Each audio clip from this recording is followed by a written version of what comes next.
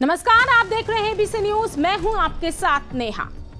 अक्सर आप सुनते होंगे कि ठगों ने गिरोह बनाकर बैंक के साथ फ्रॉड कर दिया है या फिर साइबर क्राइम के जरिए बैंक को करोड़ों का चूना लगाने की खबरें आपने सुनी और देखी होंगी। लेकिन कानपुर में एक ऐसा मामला सामने आया है जहां बैंक अधिकारियों ने एक बड़े व्यापारी को करोड़ों का चूना लगा दिया। जी हां, आरबीआई के नियमों को ताक पर रखकर बैंक अधिकारियों ने होटल कारोबारी को लगभग 5 करोड़ से ज्यादा की चपत लगा दी।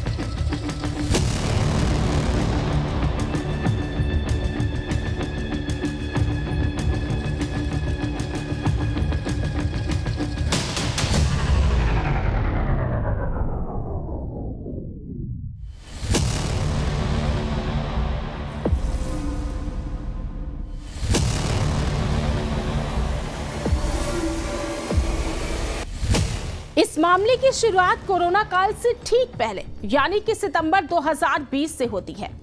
शहर के बड़े कारोबारी विक्रांत राजावत ने कानपुर की स्वरूप नगर में यूनियन बैंक की ब्रांच से होटल निर्माण के लिए 8.5 करोड़ का लोन लिया था। विक्रांत के मुताबिक रनिया में होटल निर्माण होना था, जिस पर सारे दस्तावेज यूनियन बैंक में जमा कर लोन लिया गया था। लेकिन इसी दौरान कोरोना फैलने से लॉकडाउन लग गया और समय से होटल का निर्माण पूरा नहीं हो पाया।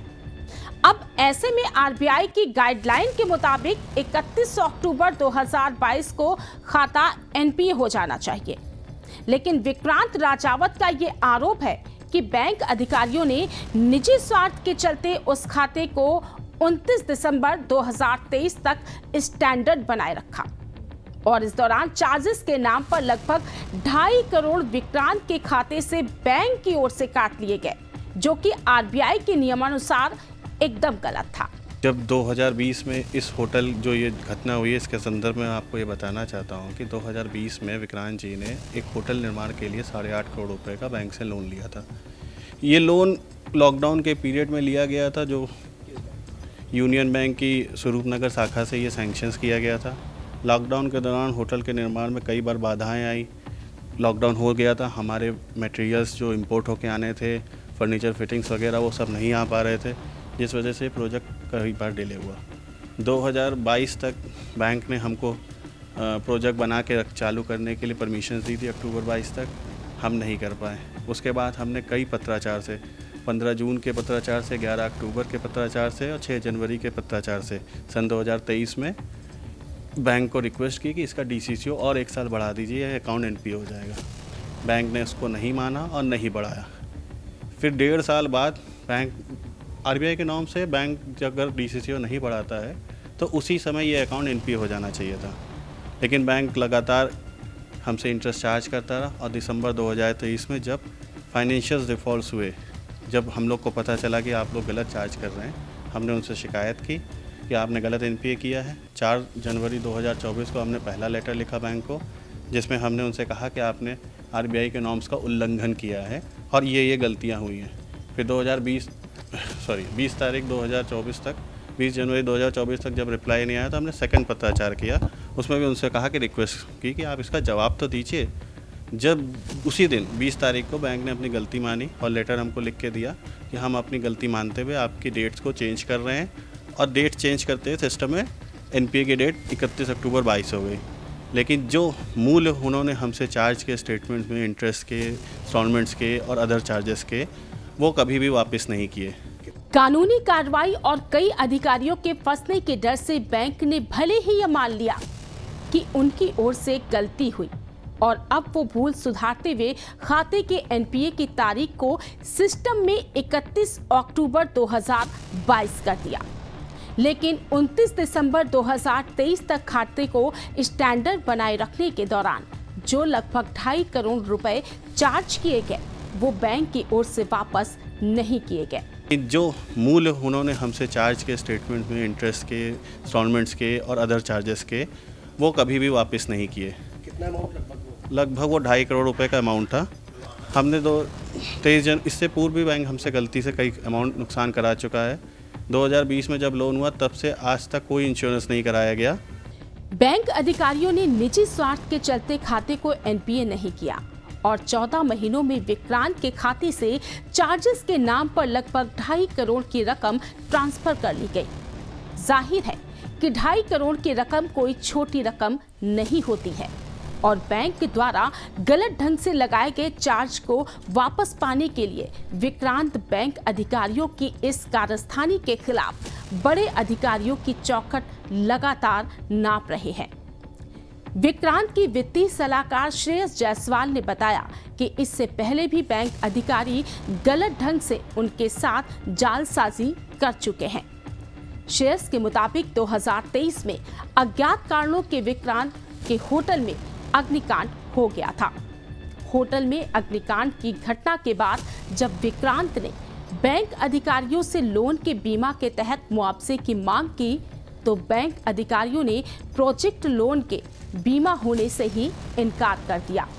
और इतना ही नहीं, बैंक की ओर से विक्रांत राजावत के खाते से बीमा के नाम पर फिर मोटी रकम काट ली गई। दोनों ही मामलों से विक्रांत को लगभग 5 करोड़ रुपए की चपत लग चुकी थी। जब आग लगी 2023 में एक अप्रिय घटना के तहत हमने उनसे इंश्योरेंस का क्लेम मांगने की कोशिश की। उन्होंने उसमें भी डिनाई कर दिया कि इसमें हम जिम्मेदार नहीं हैं और बीमा कराने के लिए पार्टी जिम्मेदार होती है।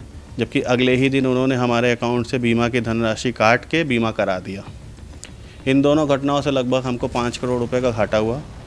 आलम यह था कि 5 करोड़ गंवाने के बाद भी विक्रांत लगातार बैंक अधिकारियों से न्याय की गुहार लगा रहे थे, लेकिन उनकी सुनवाई नहीं हो रही थी।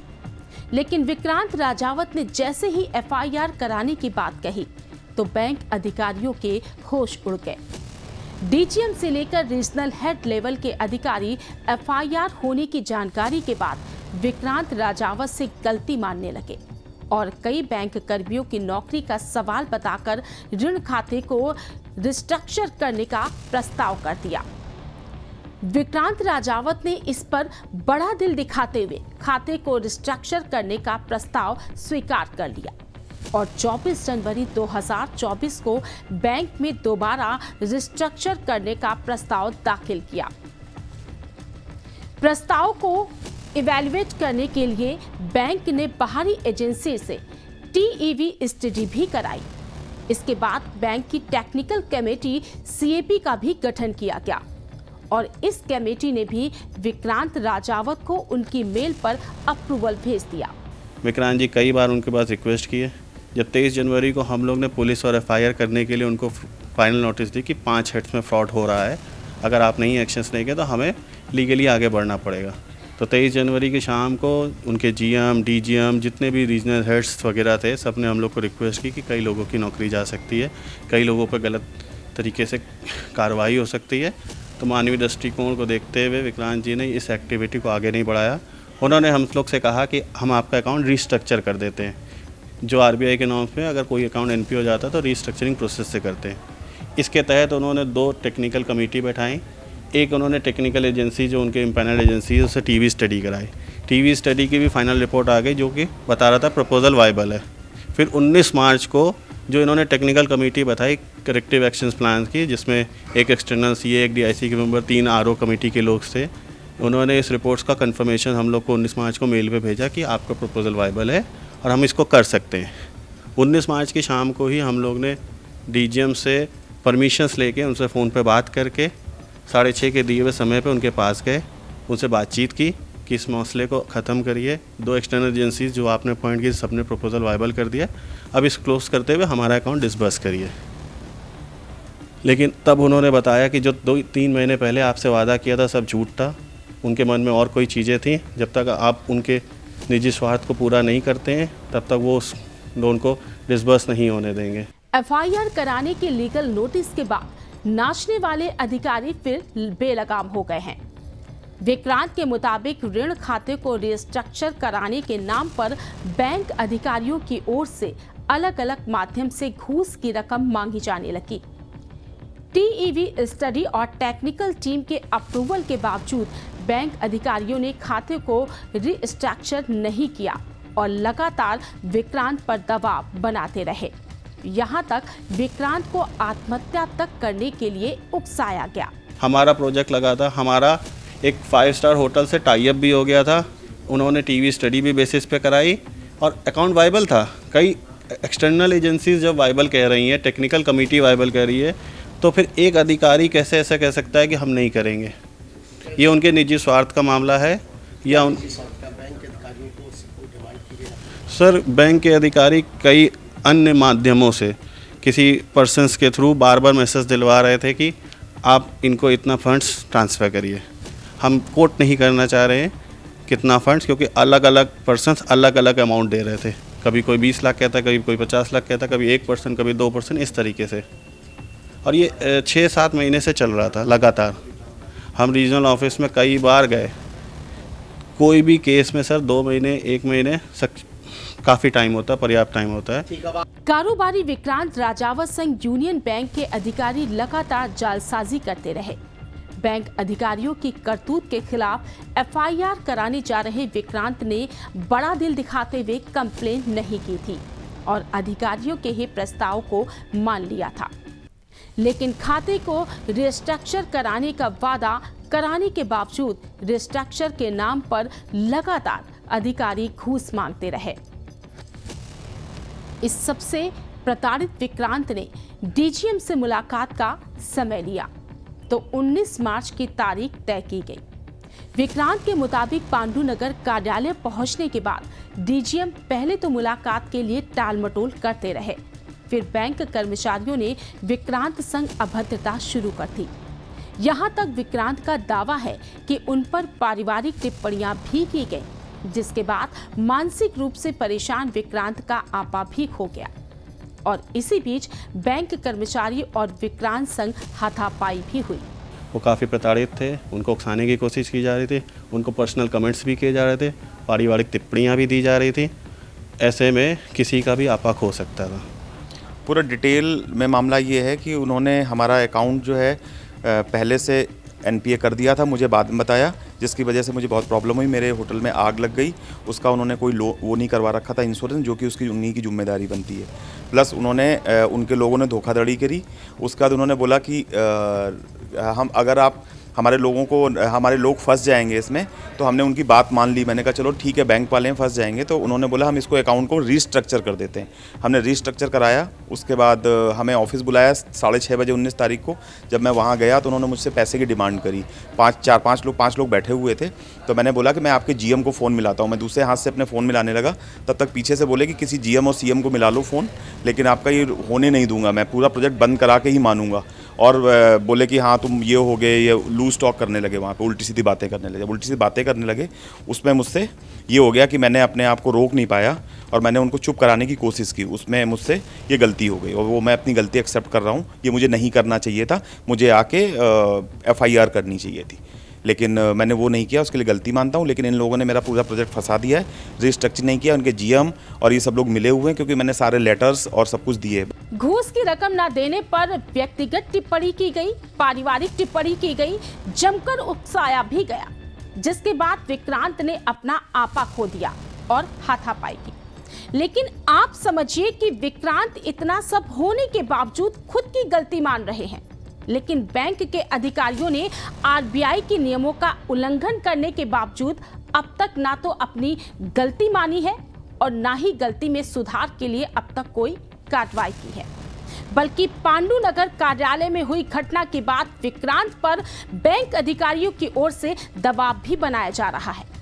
जाहिर है कि अगर इस पूरे मामले में उच्च स्तरीय जांच होती है, नीचे से लेकर ऊपर तक अधिकारियों पर गाज गिर सकती है और यूनियन बैंक की कारस्तानी भी सामने आ सकती है। लेकिन इन सब के बीच आप सोचिए कि जब विक्रांत जैसे बड़े कारोबारी के साथ बैंक कर्मचारी इस तरह की जालसाजी कर सकते हैं, तो आम नागरिकों का क्या होगा। फिलहाल इतना ही, देखते रहिए ABC न्यूज।